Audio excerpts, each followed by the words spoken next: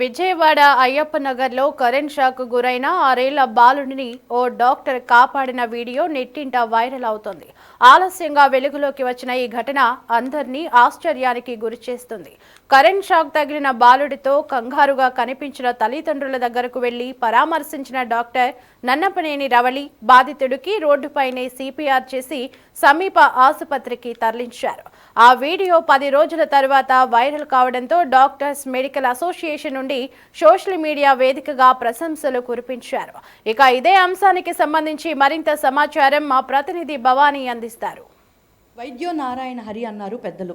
వైద్యులు తమ కర్తవ్యాన్ని నిర్వర్తించడంలో చాలా సక్రమంగా బాధ్యతల్ని ఎంత విధంగా చేస్తారంటే, ప్రస్తుతం నేనైతే విజయవాడలో ఉన్నాను. విజయవాడలో ఈ ఘటన కొంత ఆలస్యంగా వెలుగులోకి వచ్చినప్పటికీ ఒక చిన్నారి 6 సంవత్సరాల బాలుడు విద్యుద్ఘాతకానికి గురయ్యి అపస్మారక స్థితిలో రోడ్డుపైన ఉండడం, ఆ బాలు యొక్క తల్లిదండ్రుల ఆవేదనను అటుగా వెళ్తున్నటువంటి గైనకాలజిస్ట్ డాక్టర్ రవళి నన్నపనేని గారు అయితే గమనించి వెంటనే బాలుడి దగ్గరికి అయితే వెళ్ళి బాబుకి ప్రథమ చికిత్స అందించాలి, అలాగే దగ్గరికి వెళ్ళి డీటెయిల్స్ అన్ని కూడా కడుక్కున్నటువంటి పరిస్థితి. అసలు ఏం జరిగింది ఆ రోజు అన్న ఈ అంశం పైన ప్రస్తుతం మనతో అయితే రవళి గారు నన్నపనేని గారు ఉన్నారు. ఫస్ట్ కంగ్రాచులేషన్స్ మీకు, అండ్ థ్యాంక్స్ రియల్లీ చెప్పాలంటే ఒక ప్రాణాన్ని కాపాడారు, అటు ప్రశంసలు వస్తున్నాయి. అయితే ముఖ్యంగా మ్యామ్, అసలు మీకు ఈ ఇష్యూ ఎలా తెలిసింది? మీకు ఎవరైనా కాల్ చేసి చెప్పారా లేకపోతే? లేదండి, నేను యాక్చువల్లీ విజయవాడ వస్తున్నాను కోదాడ నుంచి.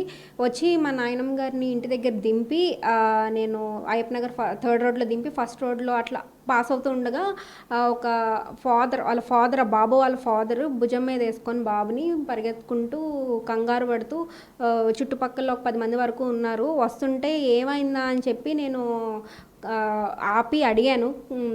వాళ్ళు బాబుకి షాక్ కొట్టింది, ఎలక్ట్రిక్ షాక్ కొట్టిందమ్మా, బాబు మాట్లాడట్లేదు, ఉలుకు పలుకు లేదని చెప్పారు. వెంటనే నేను బాబుని రెస్పాన్స్ చూశాను. రెస్పాన్స్ అయితే లేదు, బ్రీతింగ్ కూడా లేదు, పల్స్ రేట్ వచ్చేసి చాలా తక్కువగా ఉంది, బ్రెడీకార్డియాలో ఉన్నాడు బాబు. ఇంకా ఇది ఇట్లా కాదు అని చెప్పి వెంటనే సిపిఆర్ స్టార్ట్ చేయాలని చెప్పి రోడ్ మీదే బాబుని పడుకోబెట్టి సిపిఆర్ అంటే కార్డియోపల్మనరీ రిససిటేషన్ అనే దాన్ని స్టార్ట్ చేయడం జరిగిందండి. అది స్టార్ట్ చేసి ఒక 5 మినిట్స్ వరకు చేశాము. 5 మినిట్స్ తర్వాత బాబుకి ఆ గ్యాస్పింగ్, నాకు ఆ రెస్పాన్స్ అనేది బాబు ఇచ్చాడు గ్యాస్పింగ్ బ్రెత్తో. తర్వాత కూడా కంటిన్యూ చేశాను. చేశాక నాకు ఐ మూమెంట్ ఇంకా బాడీలో హ్యాండ్స్తో కూడా మూమెంట్ వచ్చింది. నేను అప్పుడు ఈలోపు అంబులెన్స్కి కాల్ చేయమని చెప్పాను. అంబులెన్స్ టైంకి రాలేదు. ఇంకా ఒక 2-వీలర్ మీద బాబుని లెగ్స్ అప్ హెడ్ డౌన్ పెట్టి వైటల్ ఆర్గన్స్కి సర్క్యులేషన్ మెయింటైన్ అంటే బ్రెయిన్కి సర్క్యులేషన్ మెయింటైన్ అయ్యేలాగా పెట్టి ఆ పొజిషన్లో పెట్టి హాస్పిటల్కి పంపించడం జరిగింది. బాబు హాస్పిటల్కి వెళ్ళినాక కాన్షియస్నెస్లోకి వచ్చాడు. వైటల్స్ అంటే ఆ బీపీ పల్స్లు అవన్నీ బాగున్నాయి, ప్లస్ ఎడవడం మొదలుపెట్టాడు.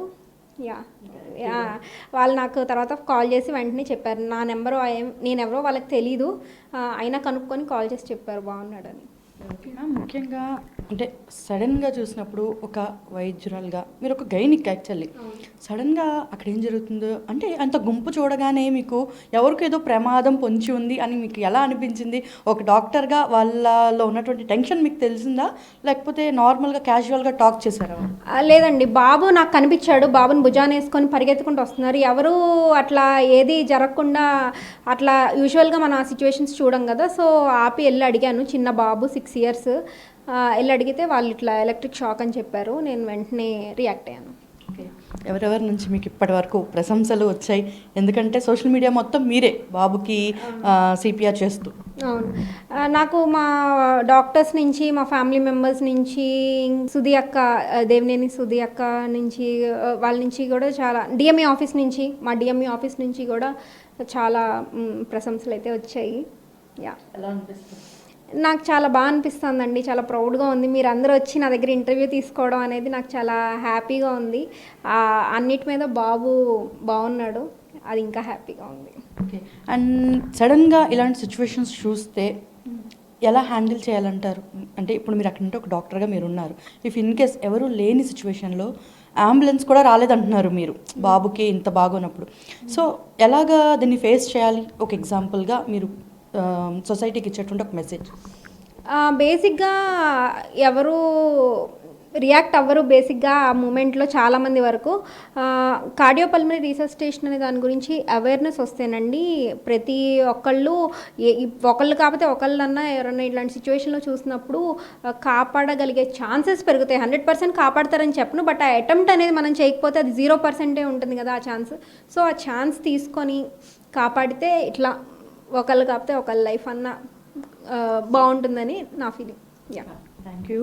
సో ఇది ఓవరాల్గా చూసినట్లయితే ఒక బాబు విద్యుత్ఘాతకానికి గురవడంతో అపస్మారక స్థితిలో ఉండడంతో గుర్తించినటువంటి వైద్యురాలు రవలి రణపనేని గారు అయితే వెళ్ళి వెంటనే రియాక్ట్ అవ్వడము, బాబుకి సిపిఆర్ చేయడము, సో ఇంకొకరి హెల్ప్ తీసుకోవడము, ఆ సిచ్యువేషన్ ఏమైనా సరే ఖచ్చితంగా బాబుని కాపాడాలి అన్న ఉద్దేశంతో ముందుకు వెళ్ళి బాబులో కొంత యాక్టివ్నెస్ అయినాక బాబు రియాక్ట్ అయిన తర్వాత బాబుని దగ్గరున్నటువంటి హాస్పిటల్స్కి కూడా షిఫ్ట్ చేసేందుకు దగ్గరుండి సహాయపడడంతో నేడు సోషల్ మీడియా అంతటా అలాగే వైద్య రంగమే చాలా గౌరవించే విధంగా ఎంతో గుర్తింపు వచ్చినటువంటి డాక్టర్గా అయితే ప్రస్తుతం నేడు ట్రైనింగ్లో అయితే ఉన్నారు.